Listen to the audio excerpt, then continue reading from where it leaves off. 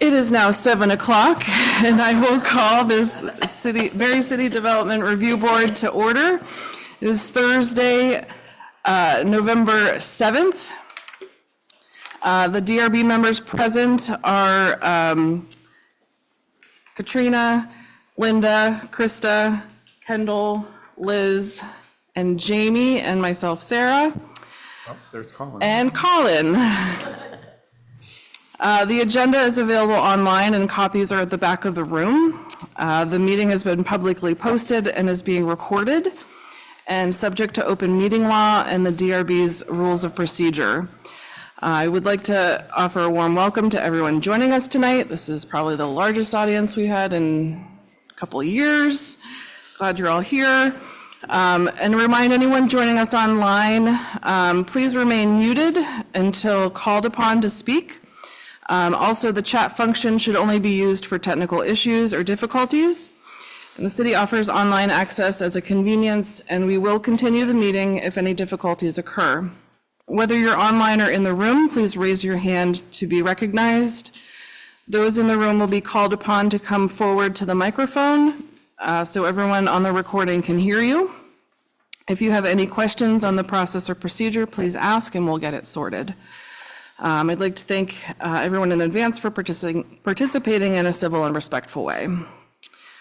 So that takes us to the adjustments to the agenda. Are there any adjustments? Hearing none, we will move on to the visitors and communication. Is there anyone here to speak on something that is not on our agenda tonight?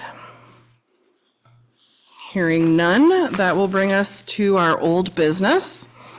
The first order of business is the consideration of minutes from the October 3rd, 2024 hearing. I would entertain a motion to approve the minutes. Make a motion. I'll make a motion to approve the minutes. I'll second that. Motion by Krista and seconded by Colin to approve the minutes. Any discussion? Hearing none, all those in favor say aye. Aye. Aye. Any opposed? This is not opposing, but there is a minor typo at the very bottom of the first page.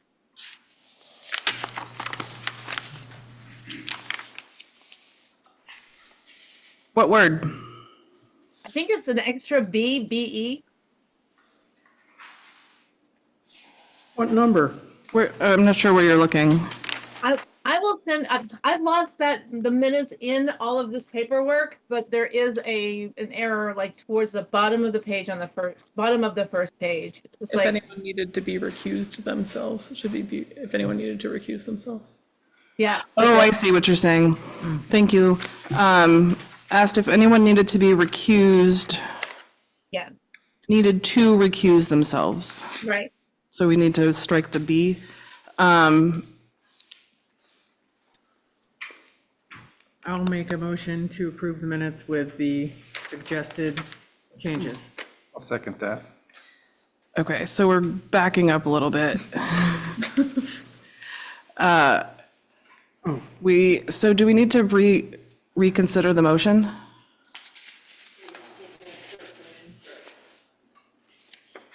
Thought we had voted already. Yeah. Yeah. Oh, It's okay. I'm sorry, guys. That's all right. Is there any way to correct that or no?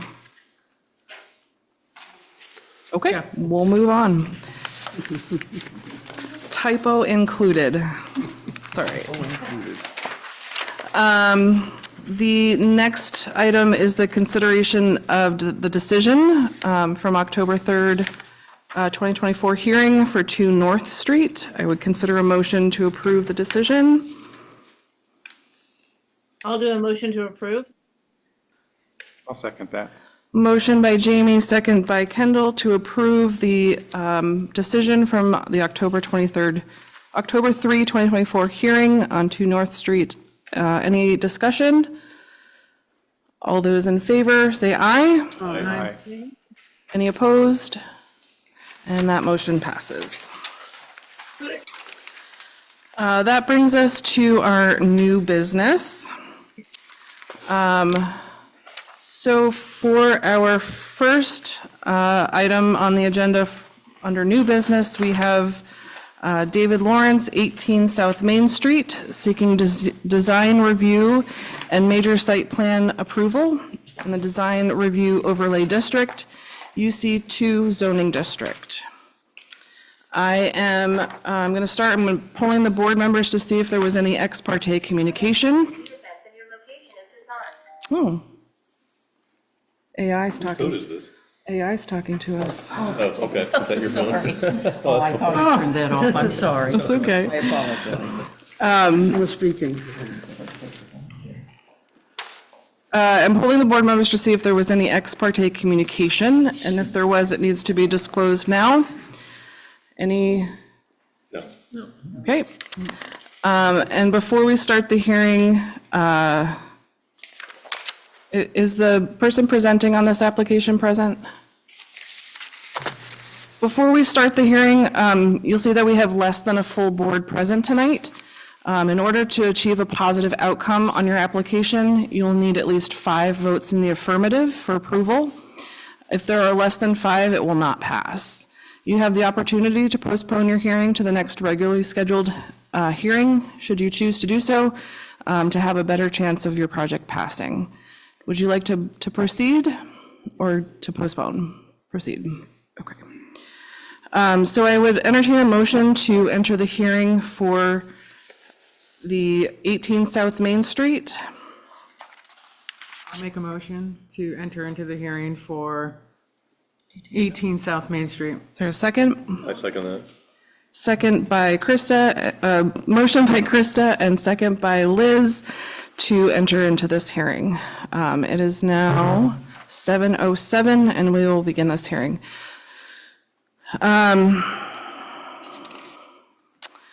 So whoever is speaking tonight, make sure that you are signed in on the sign-in sheet. And who will be speaking to this application? Anyone else that wants to speak to this particular application from the community? Anyone online? We have an engineer online that might be speaking. Okay, and who is that? Okay, Matt Mears with DuBois and King. okay. So anyone that is speaking this evening on this application, if you could please stand and raise your right hand. The testimony you are about to give will be the truth, the whole truth, and nothing but the truth. If you could please both come forward and state your name for the record into the microphone.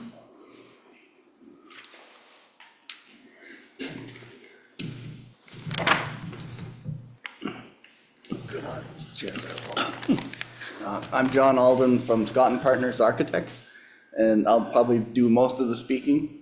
Yes. And your name, sir? I'm Bob Purvis. I'm the Executive Director of the Turning Point Center of Central Vermont. We have a binding option to purchase the property from Dave Lawrence. Okay. And you put your addresses on the sign-in sheet? Okay. And we'll need a name and address from Matt as well, please.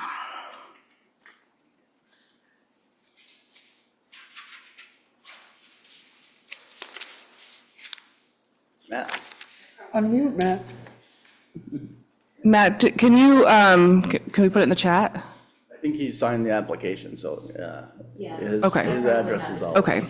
So, Matt, I missed you in the swearing in. Could you raise your right hand and answer you? Sorry, I'm getting a little out of sorts here. Where's my, oh. The testimony you're about to give will be the truth, the whole truth, and nothing but the truth? Yes. Thank you. Okay, so I would turn the floor over to you to present your application. All right, great. So this might be a joint effort, but we'll see what happens. So the building just down the street, 18 South Main Street, which has been vacant for a number of years, is trying to be renovated into the Turning Point Counseling Center. And the project, you've all seen it, I hope you've all read through the application. We went through all the staff comments. There were really only two that we felt like we needed to address, but if the board would like a larger presentation about the project, I'm happy to provide that. Are you looking at a screen so you can see what's up there? You want me to walk you through the?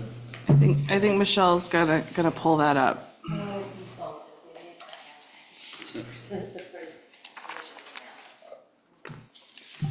I have a spare paper copy, just in case. Yeah, I didn't mention that. We all have the materials you provided. So you should all be familiar with the building. We, in order to pull this project together, had to have quite a few grant funders doing it.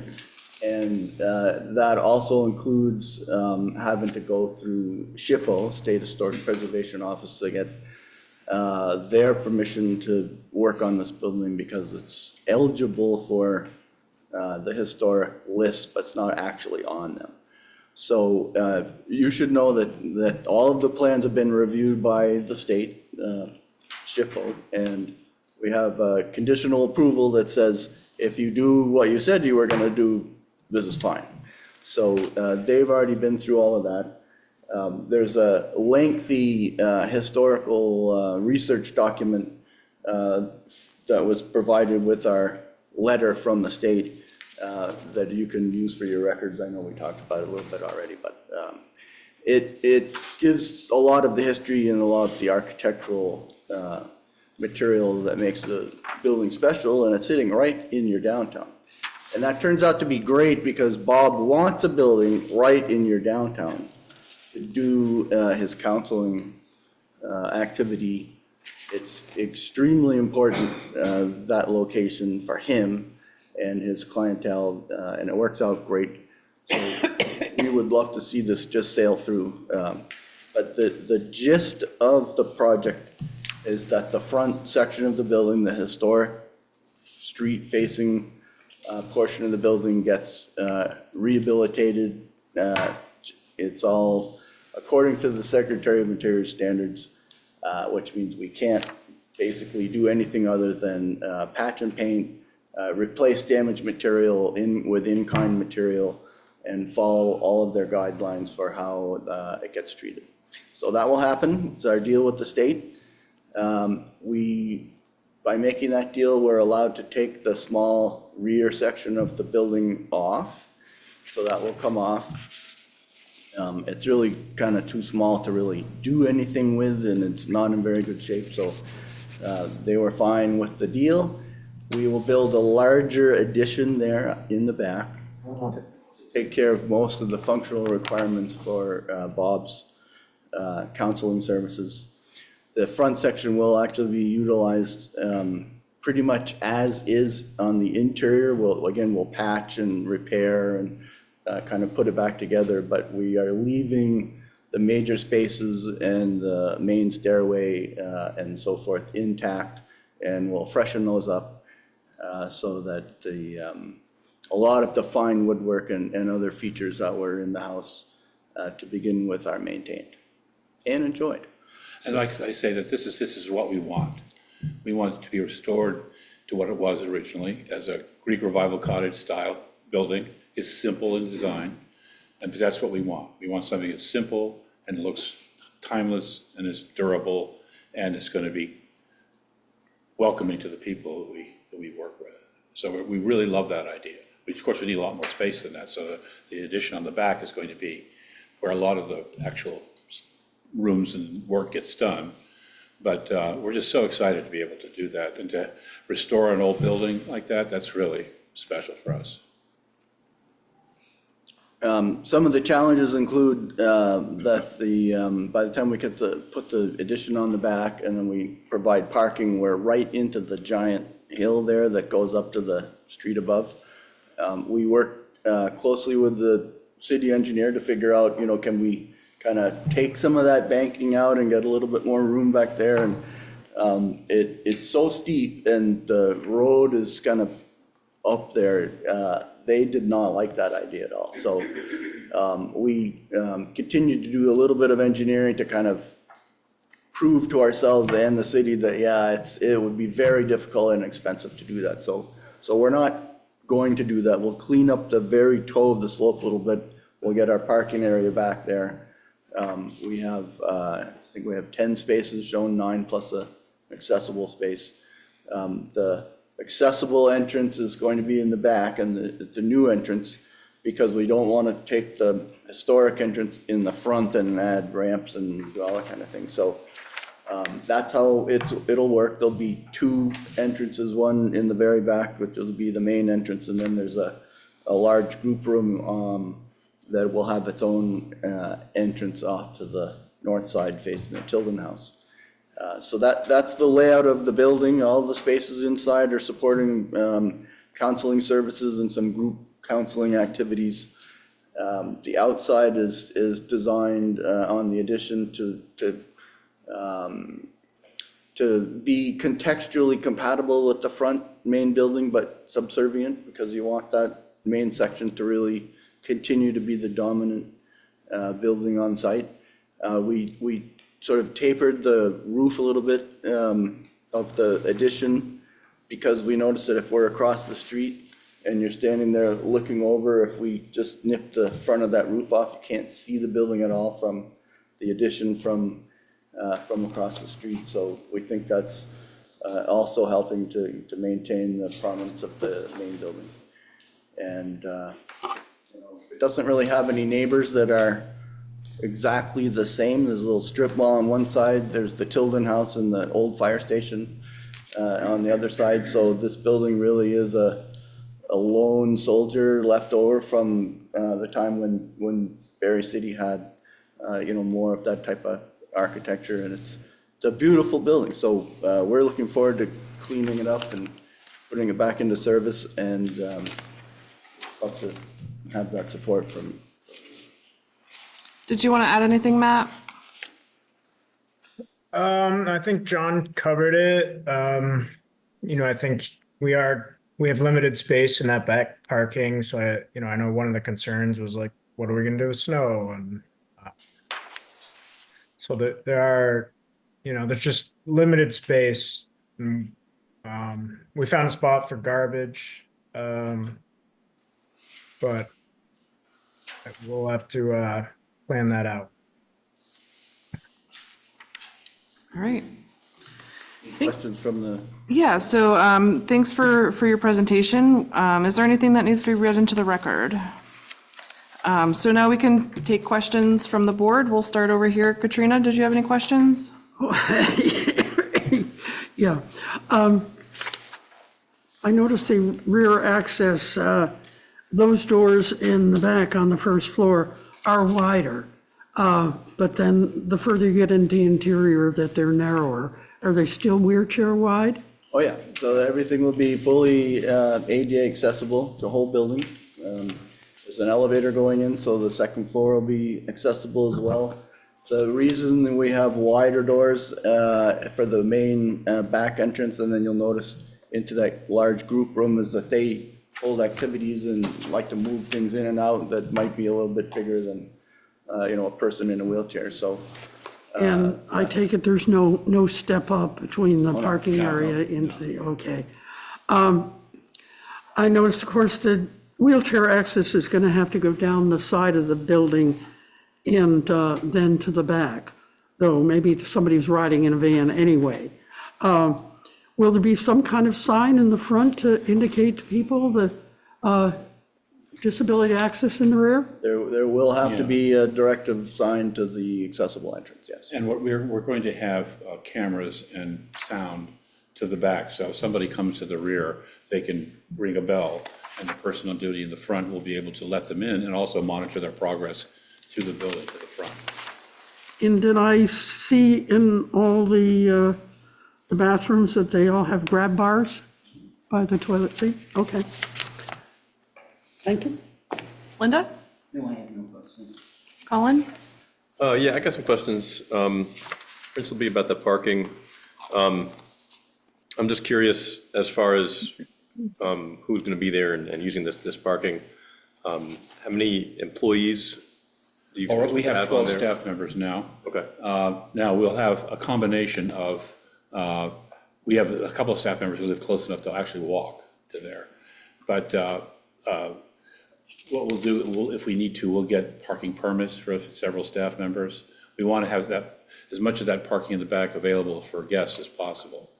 But they're also, you know, as far as the guests are concerned that come to Turning Point, the overwhelming majority are on foot or in public transportation.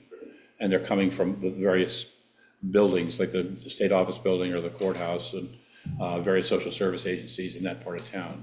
So, and plus the recovery residents, the foundation houses within walking distance of Turning Point from there as well. So the combination, now the major groups that meet, they're outside groups like Alcoholics Anonymous or Narcotics Anonymous, they typically meet either early in the morning or after hours and on weekends. And so the parking on Church Street will be fine for them. yeah, I mean, there's not much parking around there, so It it's, isn't, at the old Turning Point back on the north side of town, that parking lot was even smaller. And we made it work. So, it's the kind of thing where people just kind of come together and make it work. So there'll be times when we'll be parking each other in back there, and that's fine because we're all there for the same reason. So when it's over, then everybody leaves. have you reached out to any adjoining properties, like I'm thinking like maybe like the church across the street to discuss parking? I think we will probably do that, and we might work on an arrangement with them. The churches on Church Street really don't have any parking, but that church across the street does. And so I'll be interested in approaching them to talk about how we might work out an arrangement that we can use their parking lot at times that they aren't using it for their church services. And then as far as snow removal, do you guys have a plan in place to take it off site, or is there a spot identified on site that you can push it, or? Well, right now, we're aiming to, thankfully, my board treasurer is Chip Castle, who's the director of the Housing Authority for many years. And so we're going to be approaching them to work out an arrangement where we could both for trash removal as well as snow removal to coordinate with them. Okay. I think that was all I had. Let me just double check.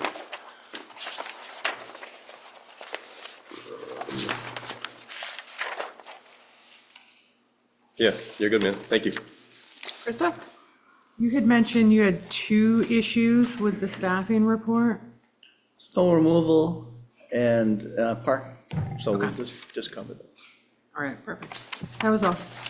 I have no questions. Nope. Jamie, any questions? Mine have been addressed. It was about snow removal. Great. The only question I had, so the addition is going to be, it's going to go out as far as the current existing back of the building, is that right? It goes out a little A farther. little further? Okay. That was the only question I had. And we had to compromise because we didn't want to take out any more parking than we had to. We actually took some space on the rear of that addition off in order to preserve some of the parking back there. Parking's at a premium in the city. Great. Anything else to add? All right. There weren't any members of the public, or other members of the public that had questions? No? Okay. We thank you for your time, for coming in. We will go into deliberative session at the close of the other hearing, and you will be notified in writing within 2 weeks. But you can call Michelle in the morning and find out what our decision is. Thank you for listening to us. Thank you so much. Thank you for Thank you. coming. So I would entertain a motion to close this hearing. Make a motion to close it. Is there a second? I'll second it. Oh, go ahead, Colin. Motion by Linda and second by Colin to close this, the hearing on 18 South Main Street. Any discussion? Hearing none. All those in favor say aye. Aye. Any opposed? And we have closed the hearing at 7:24. All right, the next agenda item is the hearing of, oops, my phone sheet. Too much paper. Give me a second. Thank you. Next is the City of Barre, 0 Seminary Street and 1 Campbell Street, seeking design review and major site plan approval, design review overlay district, special flood hazard area, UC1 zoning district.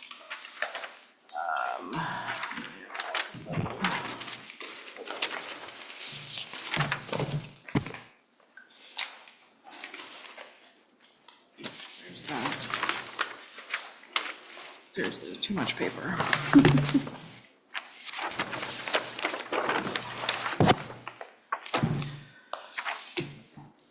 It is not.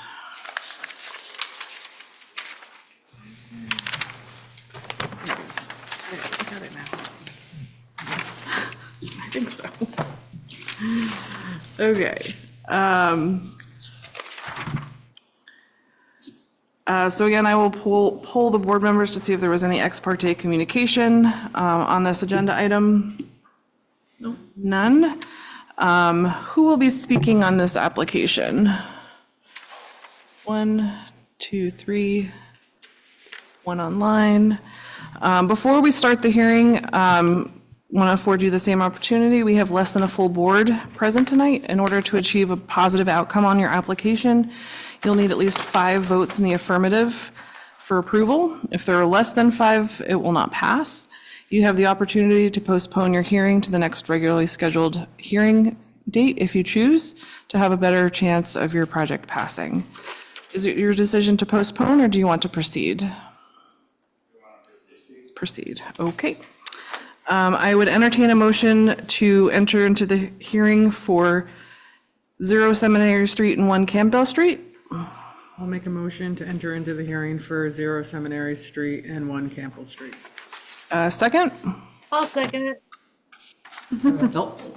Motion by Krista, we'll give you the second, Jamie. Any discussion? All those in favor say aye. Aye. Aye.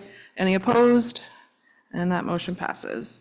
It is 7:27. Did you have a question? I do. I'm sorry I haven't attended your meetings before, so point of clarification. The people that are coming up to speak are the people that are proposing this, correct? And those of us that have questions about the proposal would have a chance afterwards, right? Yeah, so anyone that wants to speak to the application would need to be sworn in, and then members from the public can ask questions. After that's all been, After they do yeah, their presentation. yeah, Thank you. yep. So whoever is speaking, if you could please come forward, and if you would please raise your hand and stand and raise your right hand. The testimony you're about to give will be the truth, the whole truth, and nothing but the truth. All right, and if we could do names, we'll start online. Paul Simon, And do we have your address? 3 Schoolhouse Lane. That's in Etna, New Hampshire. Thank you.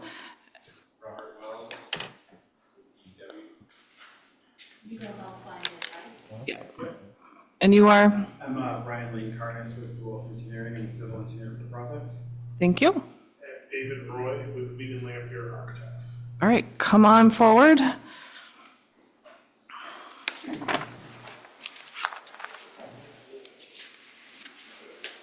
Ball here. So the materials you provided to staff have been provided to the board.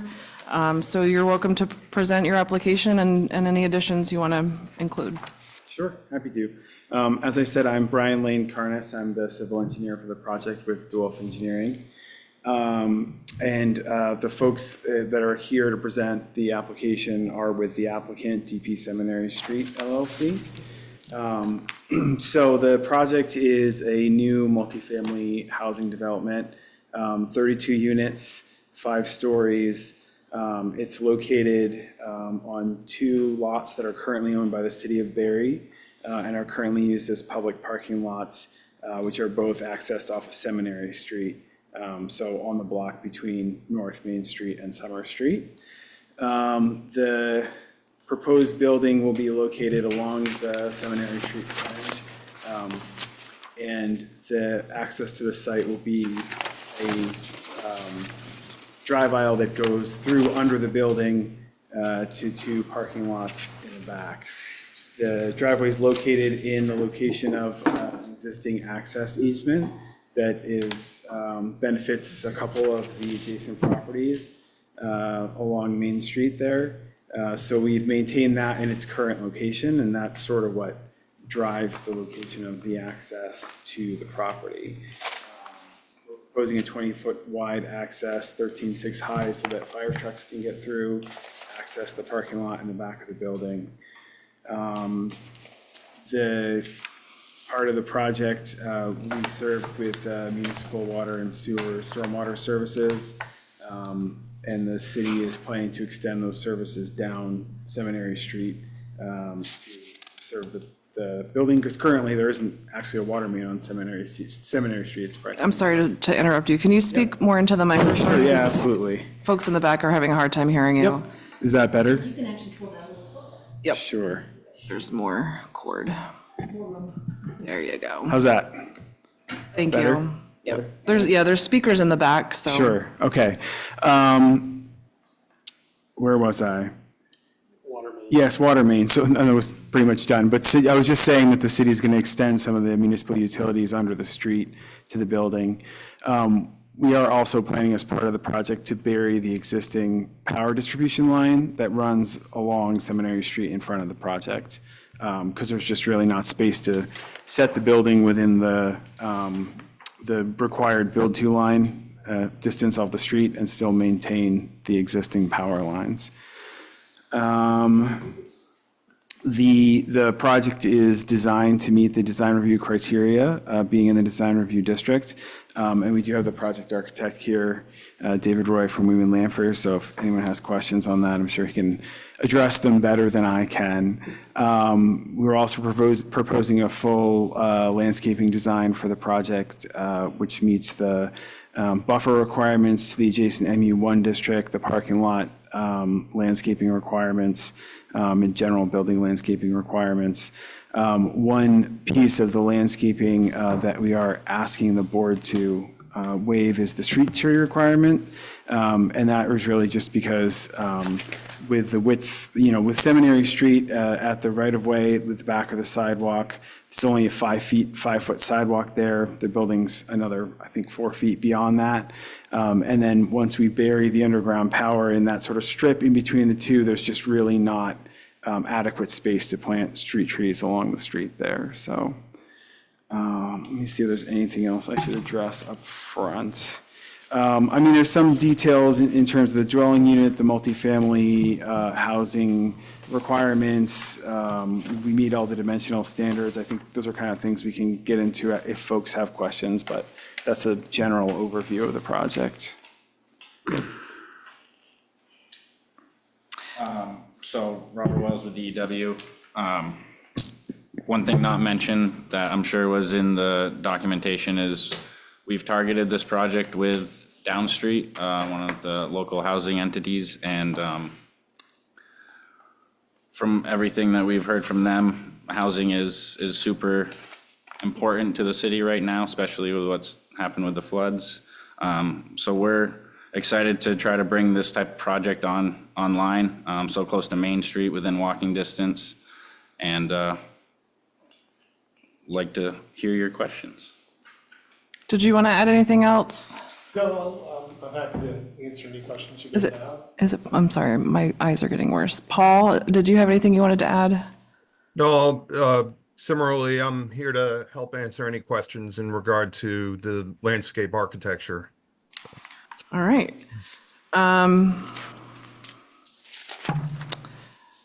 So is there anything that needs to be read into the record?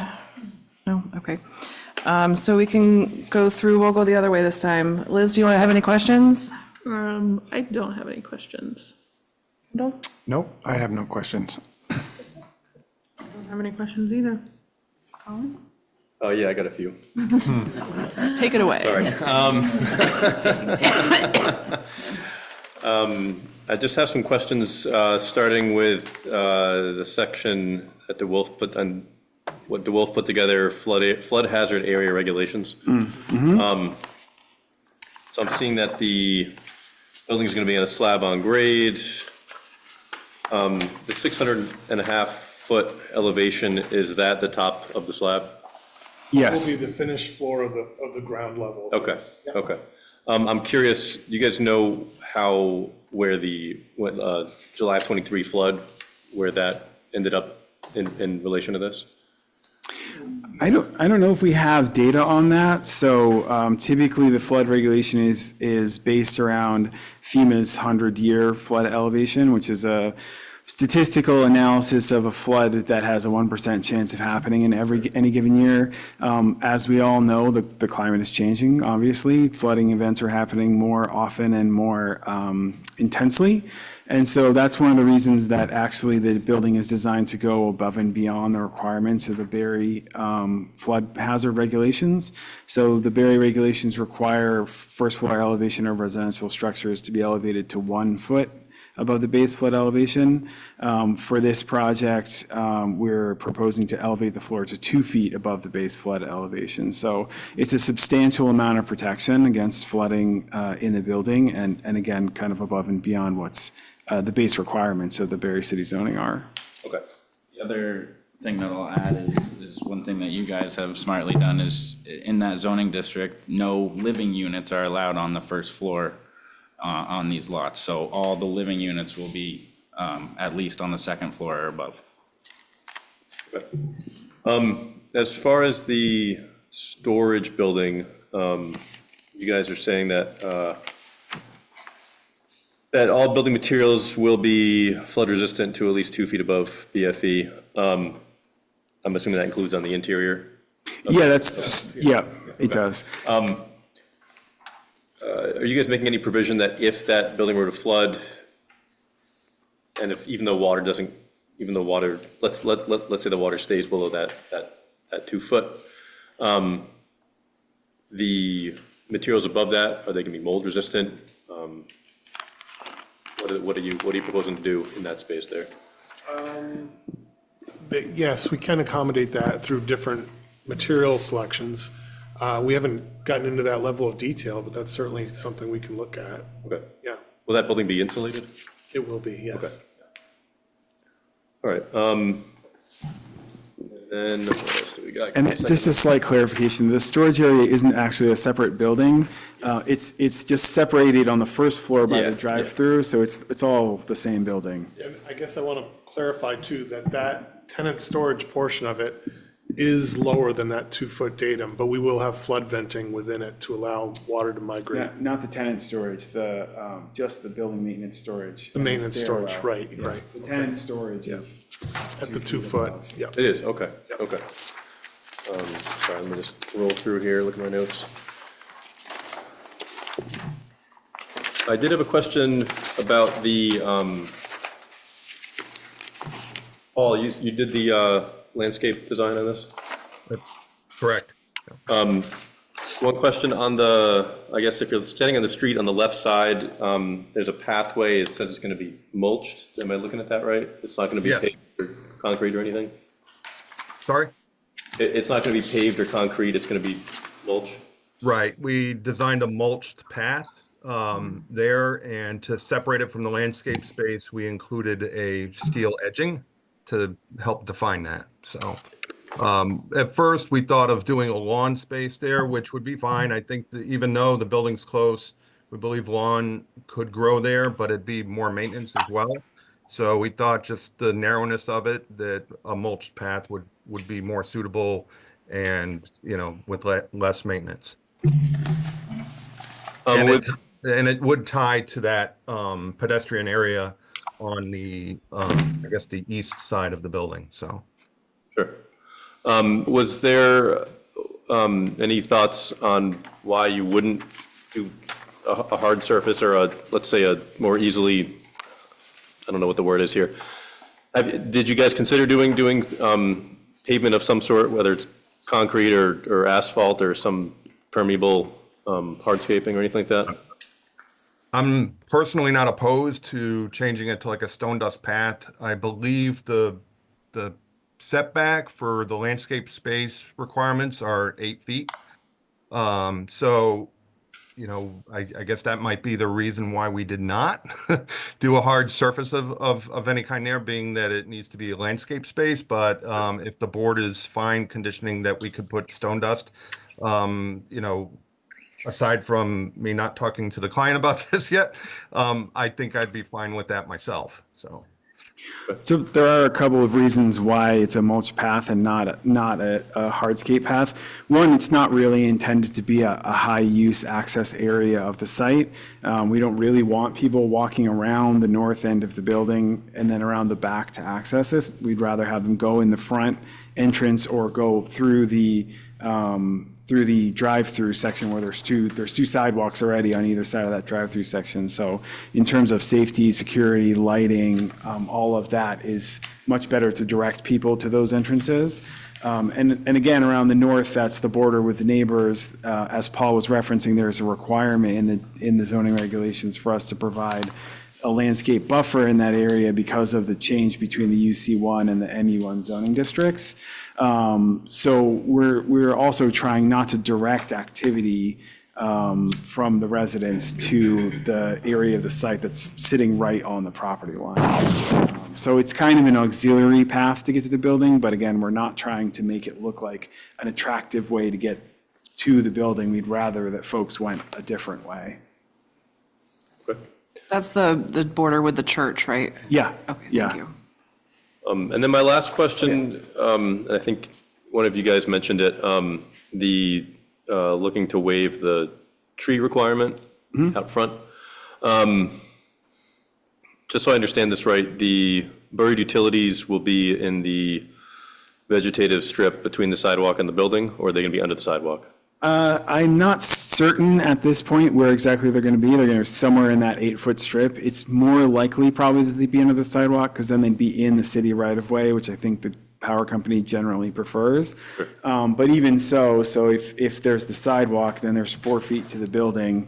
Trying to plant a tree in a 4-foot strip up against the building, you'd end up with half a tree at best, really. And there was still potential for the roots to get into the conduits where the primary power is going to be buried and damage those and you know, create issues for the power company. So there's just really not practically sufficient space to get a tree in there. Okay.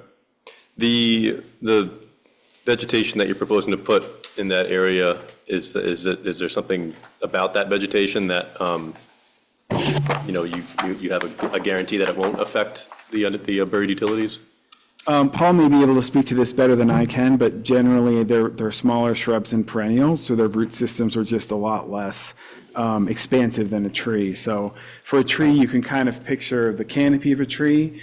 The root system is almost like another canopy underground, right? And so a bush is kind of similar, where you can roughly imagine that a bush has the same kind of bush underground that is the root system. So it's a lot less likely to spread out and look for as assigning a little too much intent to a tree, but the roots tend to go where there is water, which often collects in things like conduits and pipes and things like that. So when you have tree roots that could potentially be spreading out into under the street, that's a lot of potential for them to want to go in a conduit. Whereas a bush that's only 2 feet wide or 3 feet wide, there's a lot less potential for those roots to get over into where those conduits will be buried.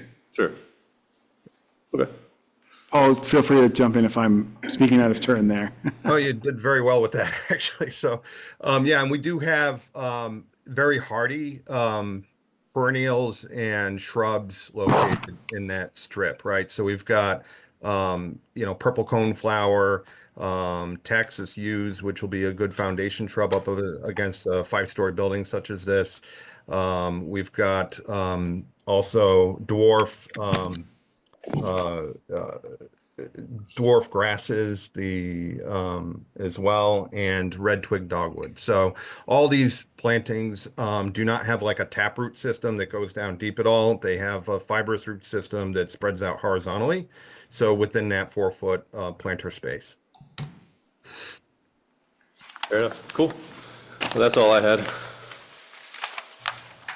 Okay, Linda?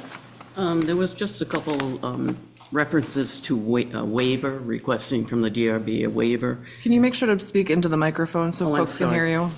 Couple of requests for the DRB to waive the open space requirement and also the structured parking requirement. I just would like you to expand on both of those issues, if you would. Yeah, absolutely. So there, within the regulations, so we're talking about the open space requirement in the multifamily use section in the regulations. The open space requirement, there's an ability for the DRB to waive in the case where there is a public open space like a park or a playground within a half mile of the site. So in this case, there's at least two. There's the Mathewson Playground and there's City Hall Park within a half mile of the site, and that's by foot, so like along the sidewalk, right? And the reason we're requesting a waiver on those is that this is, the space available to us for this site is quite small. We've struggled to fit the building and, what we felt was a reasonable amount of parking, even though it's less than one space per unit. And then to also be able to provide enough landscaping to provide a buffer and make the site look nice, basically. So between all of those things, to provide additional open space, we would definitely be taking away from our ability to provide housing on the site in like a critical area of the city. And so because the option exists in the rule, there's a pathway for it, we feel it's appropriate for this site. Thank you. Sure, and then the structured parking, again, there's a similar ability for the DRB to waive structured parking, and one of the pathways for that is an affordable housing project. So this is completely affordable housing and will be for at least for a long time, because we're involved with the housing agencies on this one. And so again, it's to provide parking that's underneath the building or in a garage or something. The site is similarly tight enough that we would need to be sort of pirating area away from being able to provide housing, which is really our strong intent with this project. Thank you. Sure, happy to. Katrina? Okay, I have some questions. You mentioned affordable housing. Is that your target population? What age range of people are you talking? So, as I mentioned, DP Seminary Street is developing this in partnership with Down Street, and they would really be able to answer that a lot better than we are. They are going to be managing the tenants once the building is in operation. So I cannot answer that yet. I do want to just mention that as the DRB, our purview is the regulations around the building, not what the building is used for. Okay. So just to. Okay, just want to picture, I'm trying to get an idea what the apartments would cost and that kind of thing. I assume you have some sort of plan for snow removal? Yes, so, sorry. Because again, the site is very tight, we're planning to just temporarily store snow in the parking lot and then remove it from the site in the winter. I guess I'm a mobility or accessibility person concerned. And I see while you have two handicap spots, your ramp to get into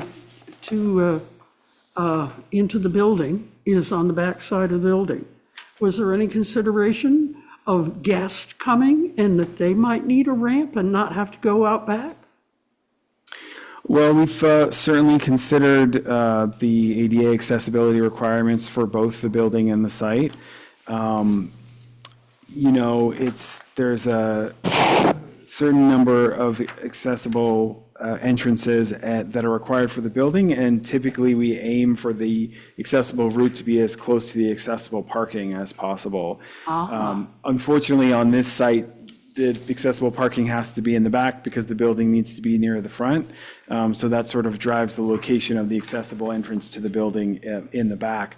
The other thing that's a little difficult with this site is that because of the elevation of the building, so while we're 2 feet above floodplain, it's also a significant step up above grade. So the ramp has to be very long. So that, again, kind of limits where we can locate that accessible entrance. But Okay, well then look, yeah, absolutely. The entrance in the back is near the parking is also proximate to the elevator inside the building. Yeah. So it's a little bit easier circulation. yeah, that purpose. there's not a step in to the lounge, the lobby? It's a little hard to tell on this. So in the back, there's an outside ramp. There's building over it, but it's an outdoor space. And it ramps up to the ground level of the first floor of the building. Okay. And from there, everything is completely Okay. ADA accessible. I take it that none of the units are designed for any handicap accessibility. They are. I don't see that on the plans. They're all designed for fair housing, and there are 2% of them will be handicap accessible, fully handicap accessible. Well, I'm looking at the bathrooms, and the only bathroom that I see with even one grab bar is in the common bathroom on this, next to the laundry, on the first floor. I think the plans just haven't been developed to that level of detail yet. So those are certainly grab bars, accessible turning, in the accessible units, sink clearances and things like that. Those will all be things that will be included in the final design. And actually, most of that review happens when we apply for the building permit, which happens like much later in the process. So it is certainly something that we're required to do, but also willing and interested in providing to the residents, the future residents. I know grab bars in and of themselves are very helpful, but they also have to have the structural background for them to be of any validity. Yeah, you're absolutely right. And as I indicated, the intent, on day one, we'll have 2% of the units will have handicap accessibility. But they will also have the blocking required to adapt those units to accessibility requirements as well. All of the units. All the units will have blocking, yes. Fair, that's the requirement of Fair housing. And all the unit entry doors are designed for handicap, wheelchair accessibility, et cetera.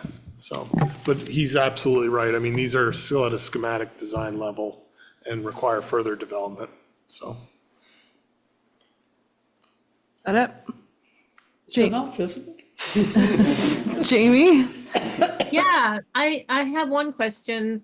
The applicant proposes to obtain the necessary Barre Department of Public Works and wastewater system and portable water supply, and is working with the zoning office currently for this project. Does it look like you're getting approved? I mean, like, where are you in this? If we were to approve this, will you have water? Oh, absolutely. So we are working our way in this sort of stepwise fashion through the permitting process. So the zoning review is the sort of most high-level review of the site and the use of the property. So we're here first in front of the DRB, but we certainly have plenty more work to do on detailed design and are fully, we've already started the process of coordination with various city departments, including the Department of Public Works. So yeah, absolutely, the building will have water, the building will have sewer, we will have all of our appropriate permits. It's just, we're working our way through that process, and we'll go step by step, but that's very common for any development in the state. So we're certainly well aware of the requirements and well equipped to meet them. Thank you. Any other questions from the board? Are there any questions from the public? Could you state your name, please? My name is Dottie Ricks. I'm a representative of the First Presbyterian Church in Barre, which is right next door to where this is being built. And just to give you a quick overview, 2 years ago, we sustained $300,000 to $500,000 worth of damage. I'm sorry, I have to stop you. I missed a piece of the procedure. I'm supposed to swear you in as well.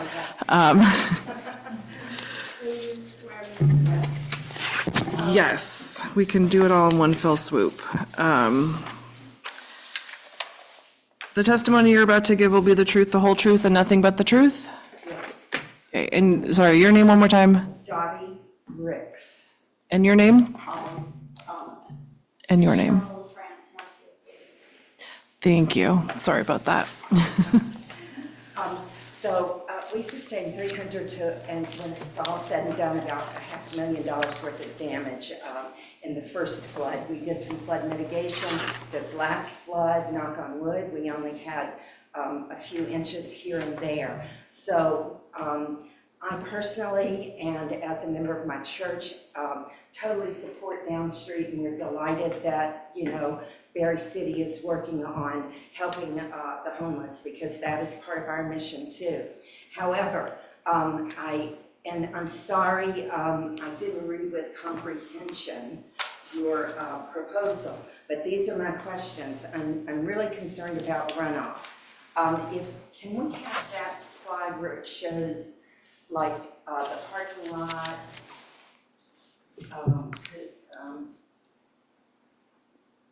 There, this will be good. So in other words, I think that this is the church property over here, is that correct?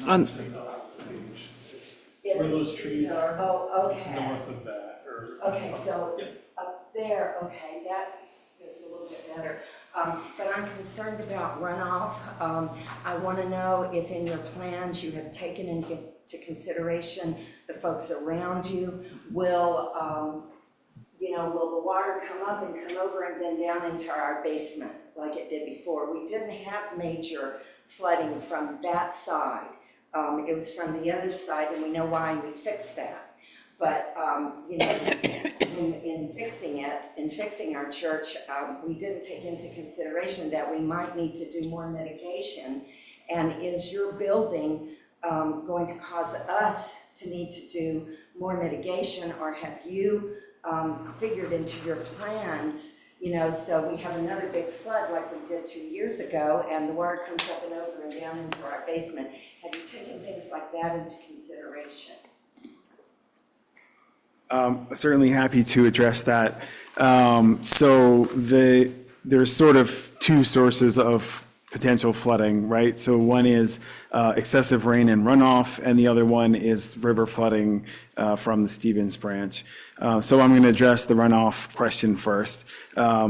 So the site has been designed so that all of the impervious areas are going to be captured in an underground drainage system and directed to the municipal drainage under the street. So we won't be directing any new runoff from the site towards any of the neighboring properties.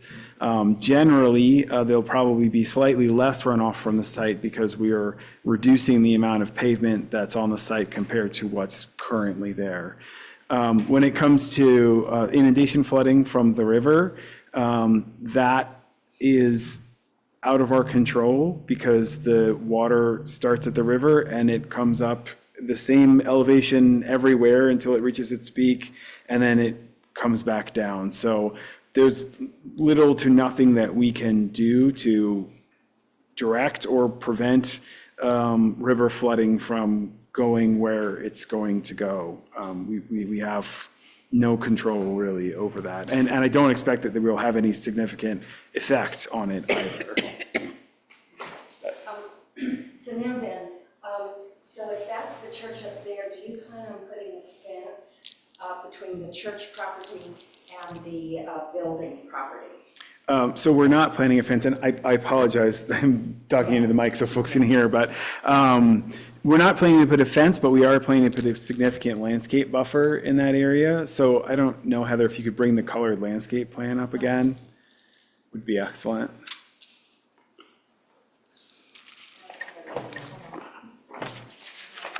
Yeah, go up pages. Yeah, there we go.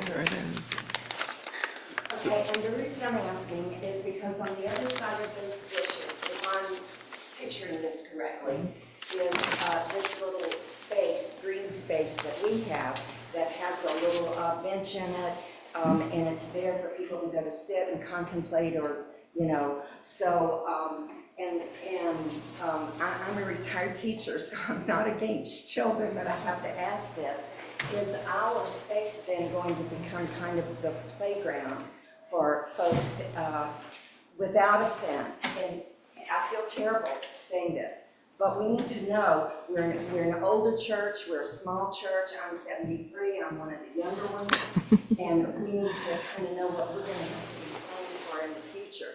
So if there's no fence, here's our green space there, will we be getting traffic from, you know, from this building that is going to have to increase our, you know, caretaking of that? Have you taken any of that into consideration? So the whole area between the building and the church is a mulched landscape bed. And as Paul was saying, there is a pathway in there, but we're trying to not direct people to use that area of the site. So it's not going to be grassed, it's not going to be a lawn, there's not going to be benches. So it's not designed to have folks gather or travel other than on that path through that area.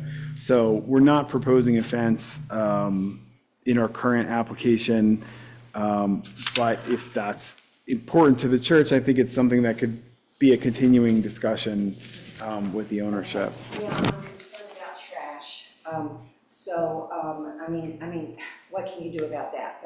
But you see what I'm saying, that with more people concentrated in that area, will we end up, you know, I mean, you can't answer that, but have you taken into consideration, like, I don't know, you're gonna put trash things here or there, or, you know, because again, we're a bunch of golden oldies, you know, that are gonna be out cleaning it all up. So this is where the dumpsters are located. Thank you. Okay, my last question, and really it's not relevant, because I thought this is where we were. I was concerned about snowfall, and it getting on the, you know, how much are we gonna end up with on that little green space there, but that's not a problem since that's where we are. Thank you. Thank you.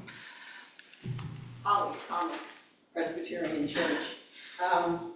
We have, and I know Northfield Savings has water under our building, a little spring. And we have sump pumps to keep the water out of the building. I know other places in Barre City, there are little springs running everywhere. And there's been a sinkhole back there recently. So I know there's water under that area. What have you learned and taken into consideration, not for runoff or anything else, but what you may find when you excavate, and what are you going to do about it to protect your neighbors and yourself? So in our site due diligence, what we have found based on we took borings all along the building, so along the building perimeter and in the center. And from what we found is the water table at our specific site is 6.5 to 7 feet down from the existing grade. And we are not planning on going below 5 feet for any of our foundations. Plus, we're pushing the grade up 2 feet from the existing one, so we shouldn't touch that water table with any of our excavation. Okay, let's hope so. There's so much water under there. We can only do the tests. The other concern I had was parking. We're always they're taking away our parking. Where on Sunday will the 80-year-olds park to get to church? And we have folks from the Catholic Church that have used that parking area. So it's the Presbyterian and Catholics, you know, that are, and I can't speak for them, but. I mean, obviously, it's underutilized a lot of the time, and is good space for housing, but it hurts somebody else too. Just looking for that answer. I don't think we'll be able to answer that. I think that's more of a question for the city. Okay. But there's no plan for any parking that currently exists. Okay. My next question was, you said you were going down 5 or 6 feet or whatever. I assume that's soft ground around there, not bedrock or anything, because we have an old building, 125-year-old building, with stained glass windows and a granite foundation. We're worried about vibration, everything may have to take place. Will that be considered? I mean, Right now, there is absolutely no blasting that is planning to take place. If there are, you would definitely be notified. And we. all the windows, Molly. No, that's not what I mean by that, is we'll have to come up with a strategy to mitigate that vibration effect on your building.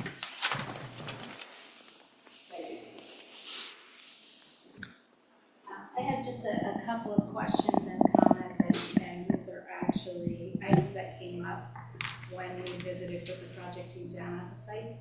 I'll echo our concern around parking.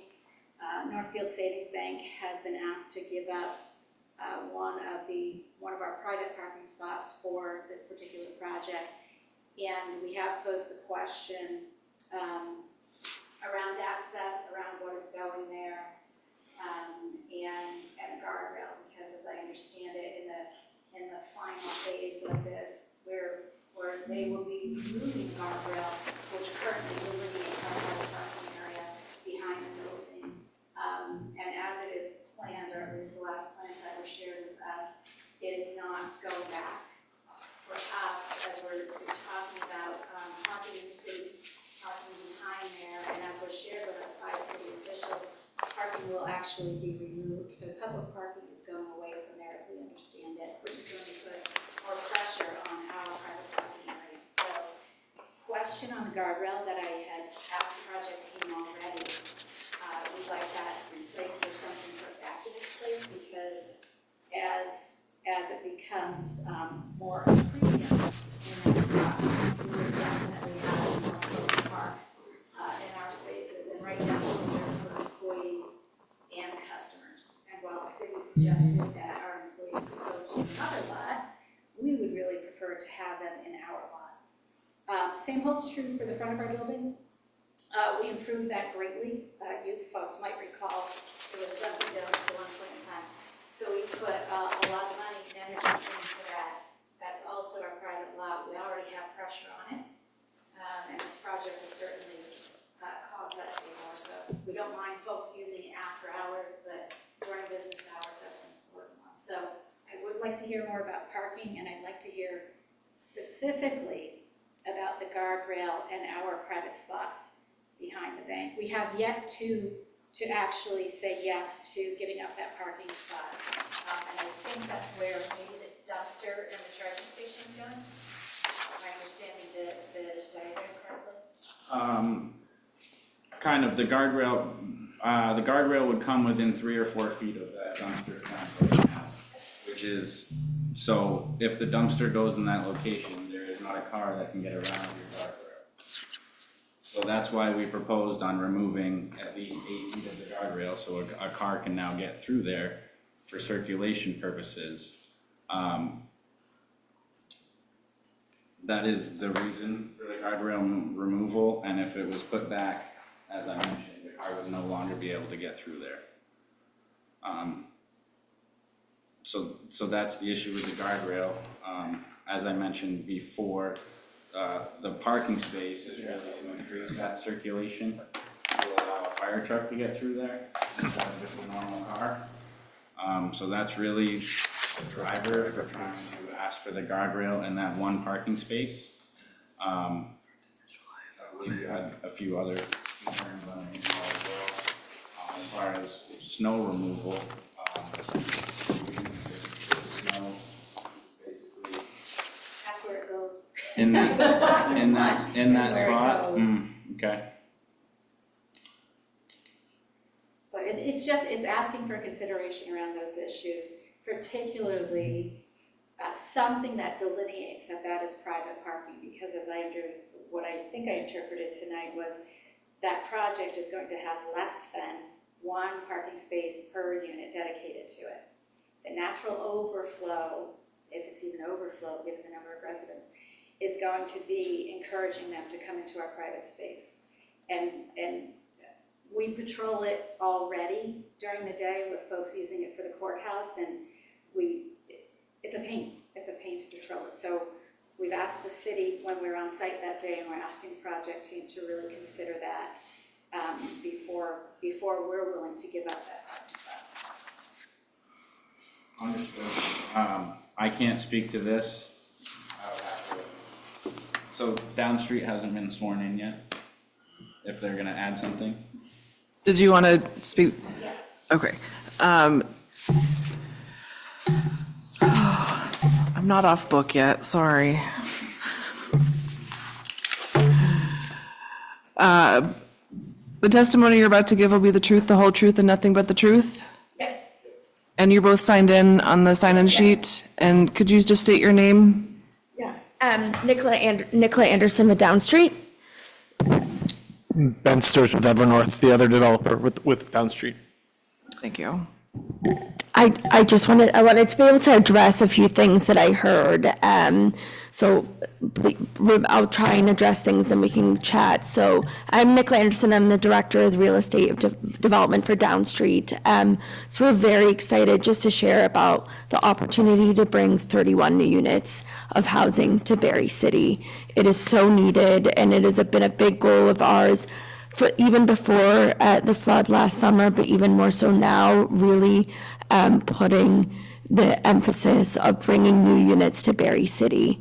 Also with this building, we are bringing studio 1-bedroom, 2 bedrooms, but also 3-bedroom units to make sure that we're also providing units for families that have been displaced. In our portfolio, especially Barre City and Montpelier, our 3-bedroom units do not come available. They have been leased for years, and they're not moving out because there's not larger units in this area whatsoever. So that was a big goal for this project as well. Just to share, there's definitely 2 fully accessible units in the building. Every unit in the building is adaptable, and they will have the blocking in, but also what our residents can do is submit reasonable accommodations for anything as needed as well, in the bathrooms, bedrooms, kitchens, as needed. Regarding parking, because we don't have enough parking spots for all units in the building, it's a downtown with bus access, but I also know it is a concern that the bus schedules are consistently changing. Barry's units, not all of our residents have cars, but it is also something we've really considered as we have some larger units. More 2-bedrooms and 3-bedroom units. However, it is something in all of our properties, not all of the parking spots are used up, but we are going to have, as part of our lease, like a lease addendum for information on the parking spots needed. And if there is excess of the parking spots that are available, we will help make arrangements to be able to rent parking spots from city lots. And that's something we have property management, 24/7 property managers and facilities on staff as well, so that will also help manage that as well for any parking concerns. I was just going to add about this accessibility. So this is 31 units. 2% of the units will be for folks with sensory impairments, and 5% will be for folks with motor accessibility impairments. So when you do that 2% of the 31, that's 1 unit for folks that have hearing or other types of sensory impairments. And then the 5%, if you multiply that, that's an additional accessibility. That gets us another 2 units with for motor impairments. So 3 total units is what we'd be looking at with the future building. Thank you. That helpful? Thank you. Yes, thank you. Any other questions from the public? just before we move on from that, if you don't mind, just to sort of bring it back to zoning requirements, and for the board's benefit, the guardrail that was under discussion on, with Northfield is actually on Northfield's property.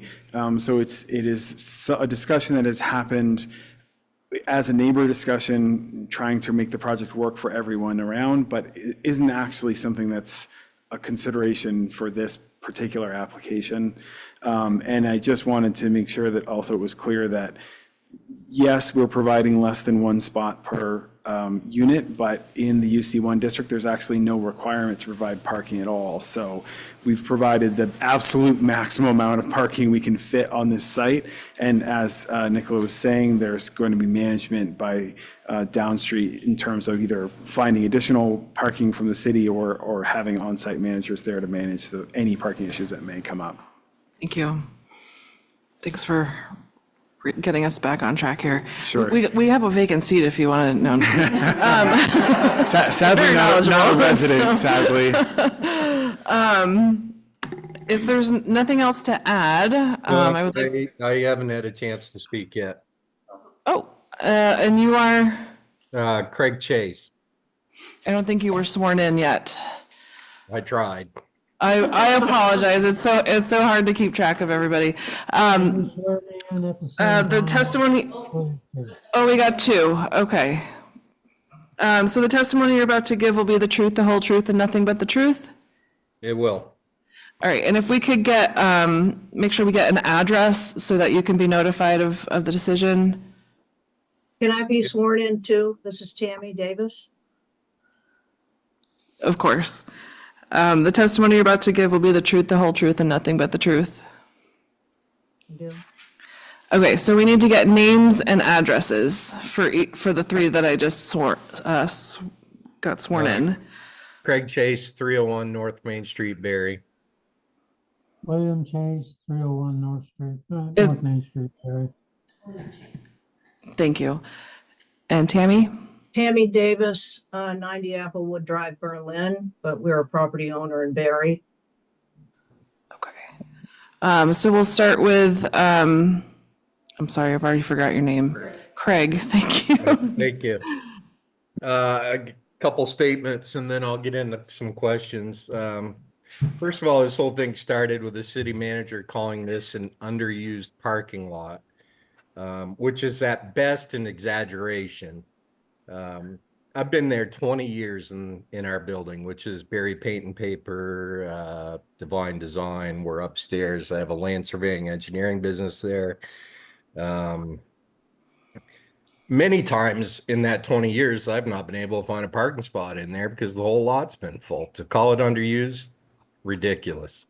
There's so many better places in Barre for this than that. And to take away parking that is needed as well, I'm fully on board with the whole project. We need the housing, just not there. In our building alone, there are 20 people that use that parking lot on a daily basis. Not always all at once, but on a daily basis, 20. Those are the business owners and their employees. Not to mention their customers, some of which are elderly and that's an easy access into the building. I don't understand why this proposed parking is only for the residents. Why can't it be mixed use and based on a permit? And I understand DW said many times that, you know, they can't answer that. This is a city question. Well, you're the Development Review Board, so you're the city. Please listen to us now. Just noticed. Why are you penalizing all the businesses that utilize that lot? I mean, as Northfield Savings Bank said, and I'm sure Tammy Davis is going to say, you know, where the heck else are my customers, the paint shop, the flower shop, the beauty shops, businesses going to park other than their lots? There's nowhere near here with public parking for the rest of us. I've paid parking fees and paid for parking permits for 20 stinking years to use that parking lot. And just like that, you're taking it away from us and penalizing my business, devaluing the building that my father, William Chase, owns. I can't understand why there isn't better planning, why the users, the permitted parking users of that lot have not been approached and asked for some sort of negotiation, some sort of plan for the displaced parking that you're causing. It seems simple to me that that building could be rotated 90 degrees and save one of the whole parking lots that exists right now.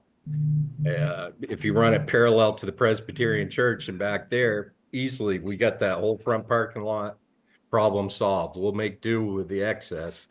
But to totally eliminate all of our parking and our ability to run our businesses is ridiculous. And it should be, whether it is or not, it should be part of the DRB's consideration at the very least in this whole process. So I guess what it comes down to, my question is anybody there willing to sit down and negotiate with me or discuss with me what you're going to do for us? Or I mean, or do we have to take it to the next level? It seems to me this is nowhere, there's too many questions here for this thing to be approved at this time, the way it's been presented. I would really like it if you would consider at least tabling this until you can actually talk to the people that you're affecting by this. I guess that's all for me. Thank you. Thank you, Craig. I just want to point out too that the application before the DRB is specifically to the zoning requirements. The sale of the property is between the city council and the current or the buyer of that property. So I would encourage you to speak to the city councilors or the city manager about that. William?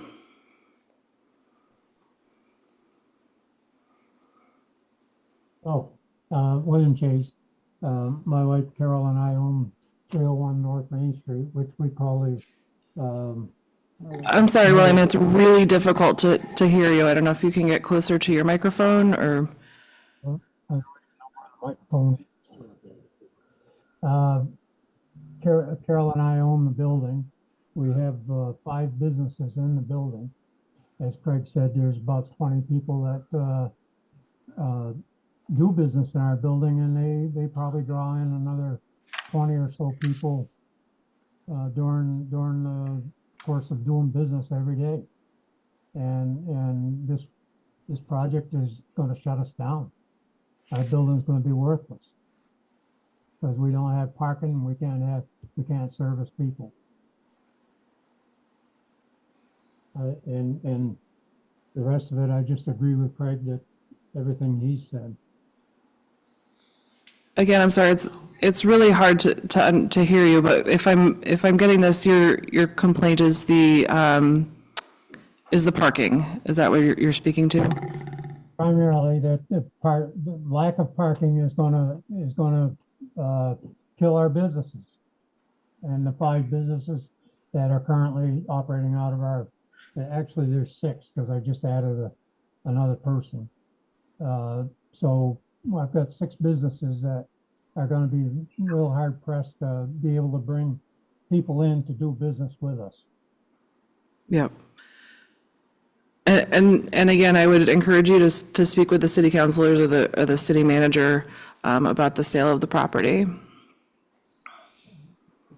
Tammy? Hi. I just want to step back and understand the front of the building. Is that on Seminary Street? And how do they enter to get into the lot? Is that off from Seminary Street? Yes, that's correct. The front of the building and the driveway are both on the Seminary Street frontage. Okay. And you're going to have 31 apartments there? Yes. Okay. You got 31 apartments and 1 to 3 bedrooms per apartment. Is that how it is? How many people can you have there, do you think? Max capacity, what do you think? Its max capacity is 2 per bedroom, technically for federal regulations. So if you didn't hear, that was total in the two building, per how bed, many? 2 people per bedroom. Maximum would be 2 people per bedroom. I don't know that we have that calculation handy. So do you think there'll be at least 60 people there? It's certainly possible. Yeah. How many parking spots do you have allotted? And I understand, I guess we're talking to the wrong people, but I still want people to hear my concern. So Yeah, how many so parking spots? so I would say, so we have other 30-unit buildings. So for instance, our other building in Barre has 30 units, and we only have about 14 of those parking spots used for residents at max per year. Okay, so I'm asking, how many parking spots with this?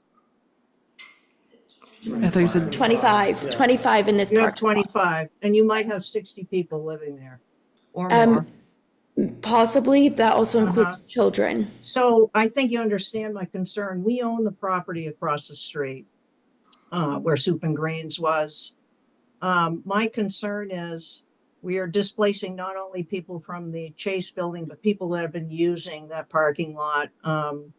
My concern is, and I want to work together with you. I know you're going to have a property manager there, hopefully on site, but we spend a lot of time having people, getting people out of that parking lot that just park there to go down and use the courthouse, and they're there all day long. My concern is the parking majorly, and our lot across the street is going to be where they're going to go, right? And that's not a public parking lot. So how do we work together to make sure that it's fair for everybody? I think that's something that's going to have to be discussed at a later time. The application before the board is pertaining just to the zoning requirements and regulations with that. So this is the wrong place to be airing my concerns? Yes, I would encourage you to reach out to the city councilors or to the city manager. Okay.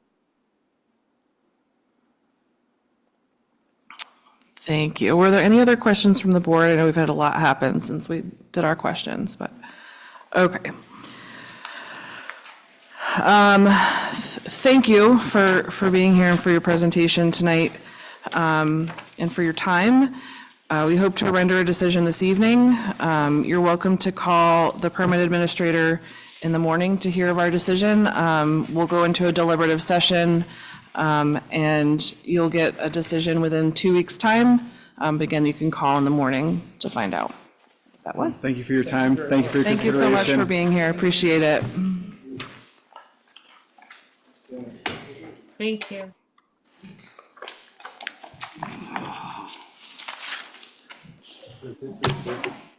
Let's wait till people clear out. Yeah.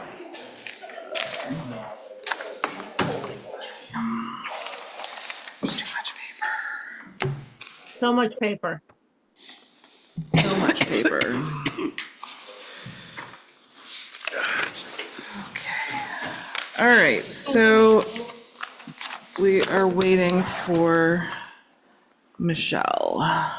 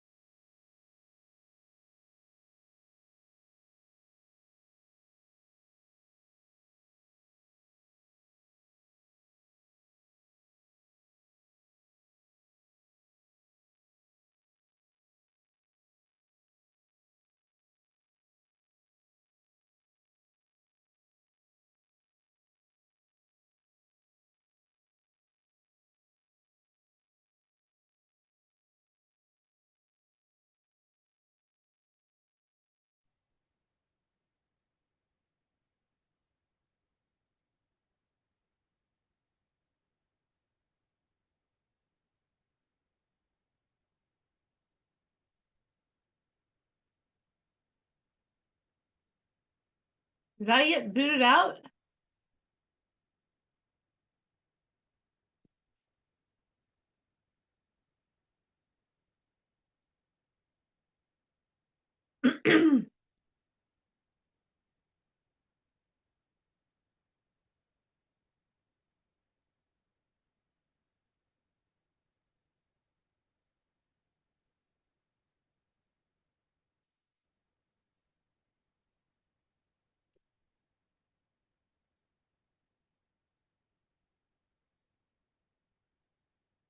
Hmm.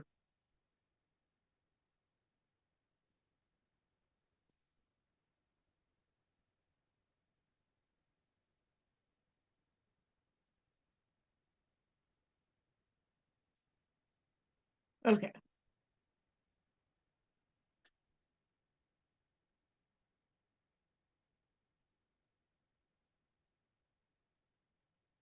Are you guys talking? Because I can't hear you.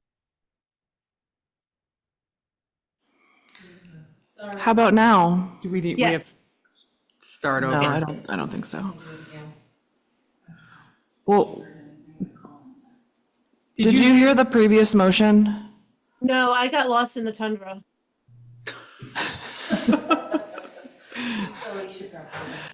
So we're gonna re-vote on that motion? Okay. Okay, so, did not have an opportunity to vote. I couldn't hear anything. I was just lost in the ethosphere. Whew. So we would need to redo it again because she didn't have the opportunity to vote. okay. So due to technical difficulties, we need to restate that motion, please. Thank you. Somewhere in the file. Thank you for catching that, David. Ready to proceed? Yes. All right, I make a motion to approve the application for 18 South Main Street with the condition that the decision that the zoning administrator be allowed to approve any immaterial or non-substantive changes to the criteria without having to come back before the DRB for revision. I second that. So we had a motion by Colin, second by Liz, to approve the application as presented with that condition. Any discussion? All those in favor, say aye. Aye. Any opposed? Okay. Same result. Great. All right, we'll move on to the next hearing.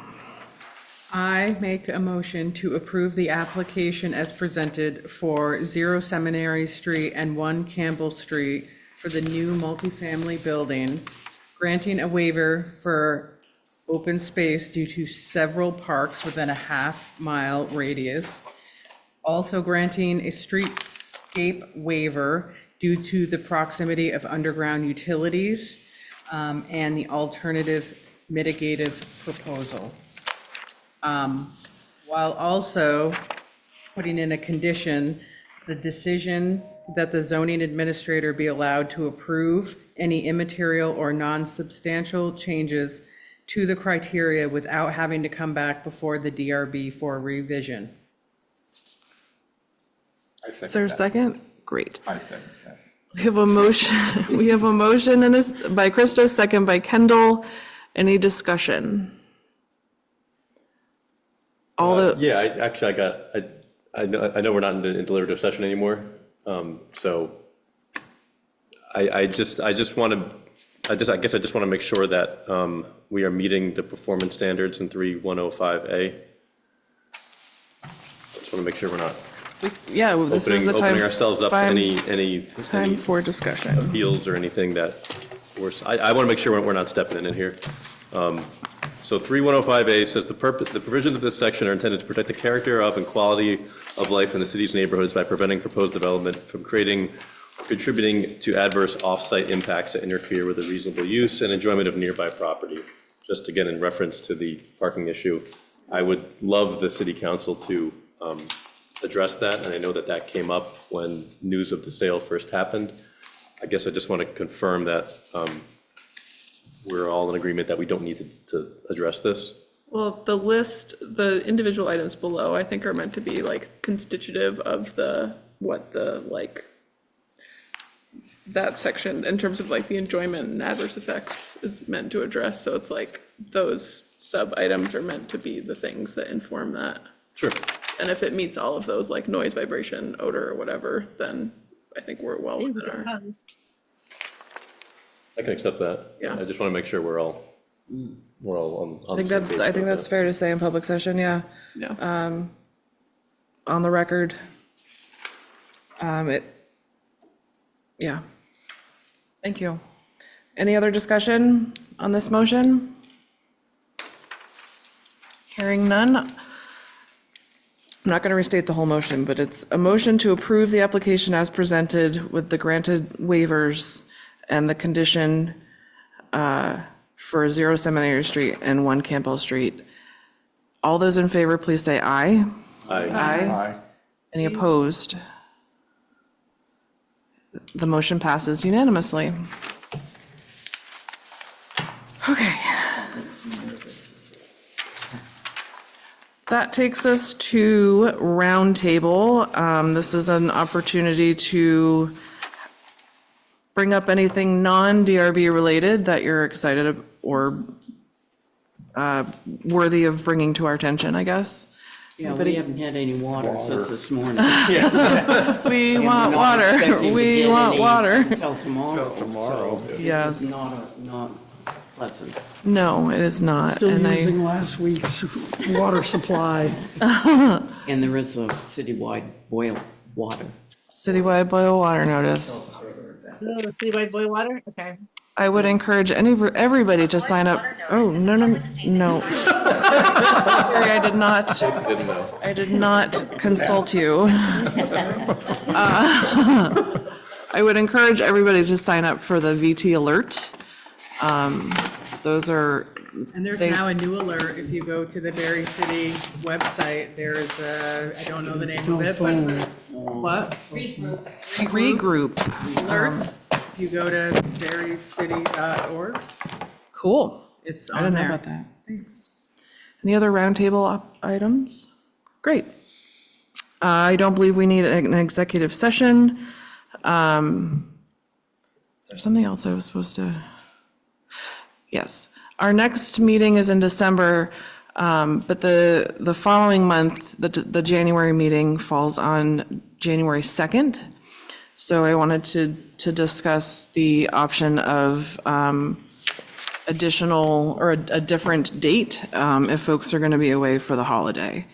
The date proposed by staff was the 9th, which is the following Thursday. Wednesday, the 8th is what I said. It's not what I said, but that's what I meant.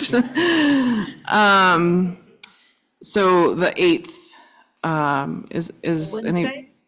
Wednesday, the 8th, Wednesday instead of Thursday. correct. It's if you guys are gonna be away for the holidays, as an alternative to make sure you have. So the first question is, so let me do it this way. The first question is, are you available for a meeting on January 2nd? Jamie? I am, but I want to not stress staff out by making them work right after a holiday if they have that day off. That's fair. Katrina, are you available on January 2nd? At this point in time, yes, but yeah. Okay, Linda? Yeah. Colin? I'm available both those days, yeah. I am. Yep. I think so. Then it is, so do we want to have our meeting on the 2nd of January? Here's the next question. Do we want to meet on the 2nd of January or do we want to meet on the 8th of January? Jamie? I'm fine. Again, it will the public be okay with that? Are we making it less friendly for the public? But I don't care either way. We can do January 2nd. Okay. I'm flexible if it makes it a little easier on someone else in the group, though. Why not move it a week later? Or 6 days later? I'm good with the second. Yeah, the second's fine. Any preference? All right, well then let's plan to do the scheduled meeting date on January 2nd. Maybe, and it sounds like we may have an application for that. Okay. Are there applications that'll be for, on the docket for December? Yes, Great. it's not me. That's me. No. Okay, good. Yes, you have at least two, Okay. potentially. Somebody I'm waiting for some more material to be added, and another one that's just submitted. Okay. So we will plan to meet again on December 5th. I make a motion to adjourn. I second that. Second, does not require discussion nor a vote. We are adjourned. Happy Turkey Day, everybody. Take care of yourselves. Bye, Jamie. You too, Jamie. Bye. Oh, God, I forgot it's Thursday. Whew.